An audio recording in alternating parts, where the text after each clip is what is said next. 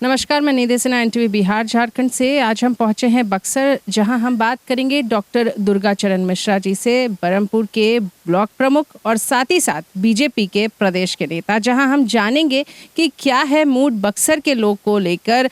ये जो 2024 लोकसभा चुनाव हैं, इसे लेकर क्या वो अलग कर रहे हैं प्रचार प्रसार से, जिससे वो लोग को लुभा सके। साथ ही साथ कल जो है बक्सर में प्रधानमंत्री मोदी जी पहुंचने वाले हैं, इसके लिए क्या खास है तैयारियां, आइए बात करते हैं उनसे।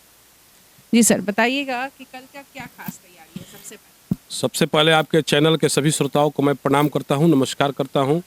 कल के लिए तैयारी है कि बिहार के ही नहीं पूरे भारत के लिए जो विश्व के प्रधानमंत्री हैं और विश्व के लीडर हैं नरेंद्र मोदी जी, उनका आगमन इस वामन भगवान की अवतार भूमि और भगवान विष्णु के रूप में भगवान राम यहाँ आए थे, तो उनकी जो है शिक्षा स्थली है, वहाँ आ रहे हैं। जो है उनका हार्दिक अभिनंदन एवं स्वागत है। और बक्सर के युवा, खास करके बक्सर जिले के जितने युवा साथी हैं वो अब जाग चुके हैं और बक्सर के युवा मैदान में मोदी जी के सम्मान में और मिथिलेश तिवारी के लिए अभियान में जुट गए हैं। और जुट करके इस बार हम लोग मिथिलेश तिवारी को 4 लाख वोटों से बक्सर लोकसभा क्षेत्र से जिता करके दिल्ली सदन में, संसद में भेजने का काम करेंगे, ताकि बक्सर का नाम पुनः भारत स्थल पर मिथिलेश तिवारी जी ला सके। और भारत के मानचित्र पर बक्सर भी बिहार की संस्कृति की राजधानी है। और बिहार ही नहीं, भगवान राम के नाम पर यहाँ पर जिस तरह से शिक्षा लिए हैं, तो अंतर्राष्ट्रीय विश्वविद्यालय की स्थापना हो, बक्सर जिला में बक्सर को बनारस की तरह विकसित किया जा सके। और बक्सर में ऐसा कोई भूमि नहीं है, बनारस भी ऐसी भूमि नहीं है जहाँ साक्षात 2 बार विष्णु भगवान एक बार जन्म लिए हों और एक बार शिक्षा लेने आए हों। ये भूमि कहीं नहीं आपको मिलेगी, इतनी पवित्र भूमि। अहिल्या माँ का उद्धार हुआ, विश्वामित्र का आश्रम था, आपको अनेक, हनुमान जी का ननिहाल था। और यहाँ पे प्रथम जो राष्ट्र हम लोग के संविधान सभा लिखे सत्यानंद सिन्हा जी, उनकी अवतार भूमि है, मुरार के रहने वाले थे, तो उनकी जन्मभूमि है। हरिहर सिंह की जो हमारे पूर्व मुख्यमंत्री थे, उनकी जो है ये कर्मभूमि और जन्मभूमि रही है। बिंदेश्वरी दुबे जी की जन्मभूमि रही है। प्रोफेसर के तिवारी जी की यहाँ भूमि रही है। तो ये बहुत ही, लाल मुनि चौबे जी हमारे भाजपा के जो है बहुत राष्ट्रीय स्तर के नेता थे, उनकी कर्मभूमि रही है। ये बहुत ही पवित्र भूमि है और इस पर मोदी जी ने काम भी किया। मोदी जी कहते हैं इस बार 400 पार, साथ ही साथ ये भी कहते हैं कि भारत का विकास होगा, विकसित भारत बढ़ेगा, मगर डेवलपमेंट को लेकर काफ़ी कुछ जो है रुका हुआ है। लोग काफ़ी ज़्यादा परेशान हैं बेरोजगारी को लेकर और महंगाई को लेकर। इसके बारे में आप क्या बोलेंगे? देखिए, बिहार में कहीं बेरोजगारी हो, महंगाई हो, अलग बात है, लेकिन बक्सर जिला में जो मोदी जी ने दिया है बक्सर जिला वासियों के लिए, मैं आपको 2-3 उदाहरण देता हूँ। आप पटना से जब आ रही होंगी तो आपको दिखाई देता होगा कि कोइलवर से लेकर बक्सर तक, पटना से बक्सर आने में मुश्किल से 1.5 घंटा आज लग रहा है। इसके कारण कौन है? मोदी जी हैं। नहीं तो हम लोग को पगडंडी पार करके यहाँ पटना जाने में 5 घंटा लगता था। 2000 करोड़ का ये परियोजना थी और आज पूरा हो गई, कंप्लीट हो गई। आज डुमराव में मेडिकल कॉलेज L&T कंपनी को ठेका मिला हुआ है और वो 500 करोड़ का मेडिकल कॉलेज बन करके लगभग आधा तैयार है और इसी साल तक फाइनली शुरू हो जाएगा, 2024 में ही, अंतिम नवंबर दिसंबर तक। आज चौसा में मेडिकल कॉलेज 12,000 करोड़ों का चौसा में पावर प्लांट बना है और उसमें अप्रत्यक्ष और प्रत्यक्ष रूप से 20,000 लोगों को रोजगार मिल रहा है। उसमें मान लीजिए कोई लाइन होटल चला रहा है भाई, उसके बाहर में कोई ट्रक में उसमें डाला हुआ है, कोई अपना जो है गाड़ी लेकर के उसमें पिकअप दिया हुआ है भाड़े पर, कोई ईटा का अपना मशीन खोल के उसमें ईट सप्लाई कर रहा है, कोई गिट्टी सप्लाई कर रहा है। तो सबको प्रत्यक्ष और अप्रत्यक्ष रूप से 20,000 बक्सर जिला के लोगों को रोजगार चौसा पावर प्लांट से मिल रहा है। वो भी 12,000 करोड़ का दिया हुआ मोदी जी का ही है और 2019 में उन्होंने उद्घाटन किया था, वो भी लगभग 99% बन चुका है।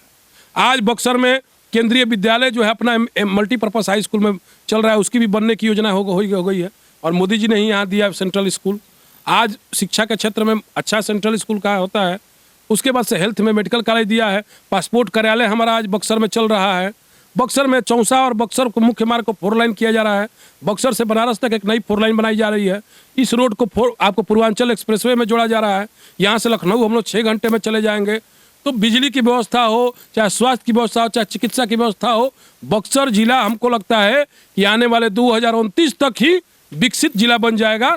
तो विकसित बक्सर, विकसित भारत की कल्पना जो है मिथिलेश तिवारी जी का है और मोदी जी का है।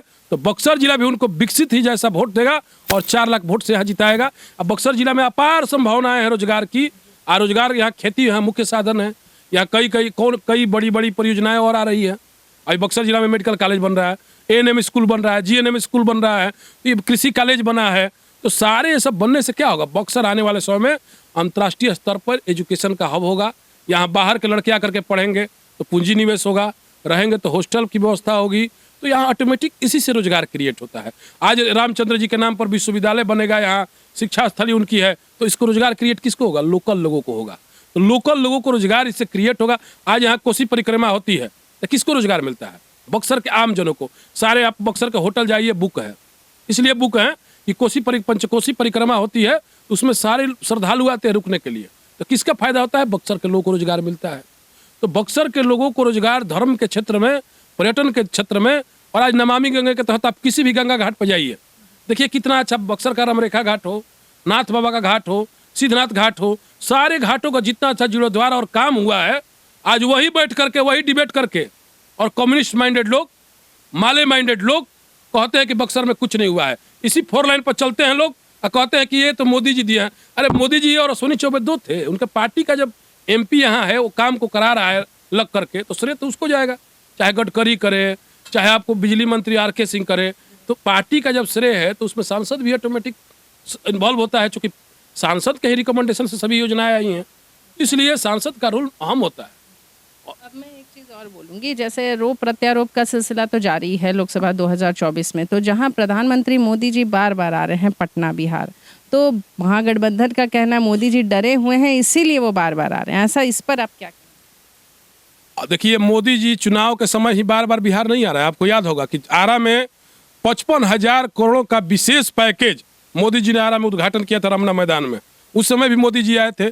अभी हाल ही में पिछले साल 2000 आपको जो है 24 चल रहा है, 2023 में आपको याद होगा कि बहुत बड़ा यहाँ यज्ञ हुआ था हिरौली में, और वहाँ भी गडकरी जी आकर के इस रोड का शिलान्यास किए थे। तो गडकरी जी भी आए हैं, राजनाथ सिंह भी आते रहते, वीर कुंवर सिंह की जयंती थी उसमें भी अभी अमित शाह जी 2022 में आए थे।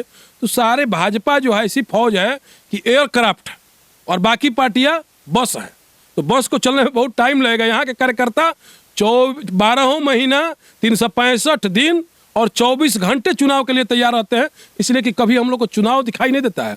हम लोग अपना काम 24 घंटा करते रहते हैं, इसलिए हम लोग को कोई फर्क नहीं पड़ता है। कोरोना काल में देखिए देश के लोगों को जान बचाया मोदी जी ने। आज फ्री अनाज मिल रहा है, मोदी जी दे रहे हैं। 5 लाख रुपए का इलाज लोगों को फ्री मिल रहा है, मोदी जी दे रहे हैं। आज आयुष्मान आपको किसान सम्मान निधि, आज तक किसानों आत्महत्या कर रहे थे, कोई किसानों को कुछ नहीं दिया। मोदी जी 2000 रुपया पेंशन के रूप में साल में 6000 रुपया आपको दे रहे हैं, ये मोदी जी दे रहे हैं। यही नहीं, 10% गरीब श्रवणों को जो आरक्षण मिला है वो भी मोदी जी दिए हैं। सबकी चिंता करते हैं, सबका साथ, सबका विश्वास, और सब पर जो है विश्वास है मोदी जी को। तो इसलिए मोदी जी ने सब कुछ देने का काम किया है, चाहे गरीब हो, अगड़े हो, पिछड़े हो, दलित हो। SC/ST एक्ट जब खत्म होने की बारी आई तो मोदी जी ने तुरंत कानून को कहा कि नहीं भाई, उसका भी अधिकार नहीं छीनना चाहिए। तो संविधान के लिए भी मोदी जी देश में जरूरी है।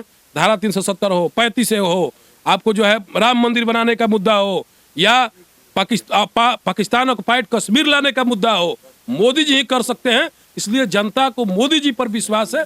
और बाकी कुछ लोग होते हैं जो कुछ भी काम करिए, कुछ भी विकास करिए, तो अपने आप को कुछ भी बताते चलेंगे, फर्जी घूमते चलेंगे, उन लोगों को जनता नकार देगी।